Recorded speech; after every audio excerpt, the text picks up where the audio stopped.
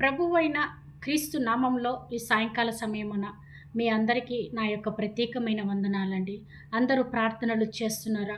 మరి మనం ఎలా ప్రార్థిస్తున్నాము? అంటే మనం ఎలా ప్రార్థించాలంటే, మనము మొట్టమొదటిగా ఆయన నామమును బట్టి ఆయనను మనము స్తుతించాలి. తర్వాత మనమేం చేయాలంటే, మన తప్పిదములను ఒప్పుకొని విడిచిపెట్టేయాలి. మనము చేసినటువంటి తప్పిదములను ఒప్పుకొని విడిచిపెట్టి ఆయన సన్నిధానంలో ప్రార్థన చేయాలి. అంత గొప్ప రాజైనటువంటి దావీదు మహారాజు ఒకసారి 51వ కీర్తన 2వ వచనంలో ఆయన ఎలా ప్రార్థించాడంటే, నా దోషము పోవునట్లు నన్ను బాగుగా కడుగుము, నా పాపము పోవునట్లు నన్ను పవిత్రపరచుము. అంటే మన దోషములు దేని ద్వారా కడగబడతాయంటే, క్రీస్తు యొక్క రక్తము ద్వారా కడగబడతాయి.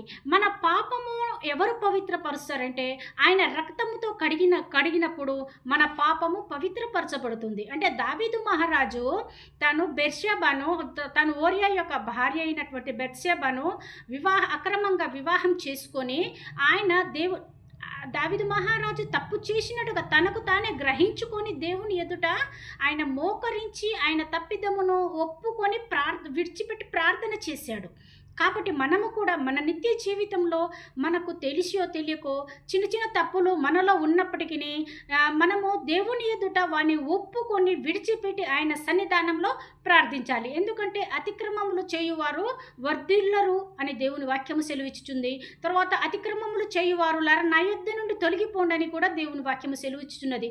కనుక మనము అపరాధములకు అతిక్రమములకు మనము దూరంగా ఉంటూ ఆయన పవిత్రమైనటువంటి వాక్కును చేత పట్టుకొని మన వర్ధిల్లే భాగ్యము మనకు అందరికీ కలుగును కాక. ఇటు వాక్యమును దేవుడు దీవించును గాక.